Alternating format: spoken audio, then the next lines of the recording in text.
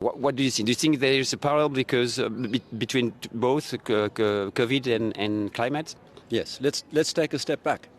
The general rule of thumb that I believe everybody should adopt is that if any problem is being presented as a global crisis, then it is a scam.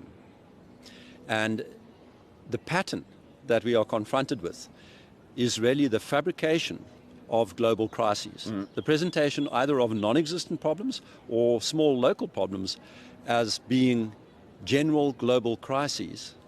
That fabrication followed by the assertion that the only solutions that are permissible are global ones that require a global authority, global control. That is the general pattern that we are up against. The COVID policy response was one of those. Look at what happened to countries like Sweden or Tanzania, who tried to push back against the orthodoxy, the new orthodoxy. And the climate crisis, the climate change crisis, is another example where we are told that the biggest threat to the world is this molecule, CO2, and that an increase in the level of this molecule will cause an increase in temperature, and that temperature increase will be bad for us, and that the only thing we can do is consume fewer fossil fuels and less energy.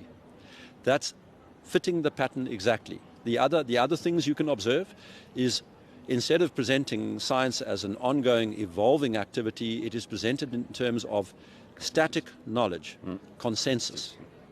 And you see the cancellation and censorship of dissident voices rather than engagement with them. These patterns are proof of a scam. That is what people need to understand. Whenever something is presented as the science, as a consensus, it is a scam. You do not have to go and get engaged in all of the minutiae of the scientific principles and the models and the measurements at all. You can know with absolute certainty that you are dealing with a scam when dissent is suppressed.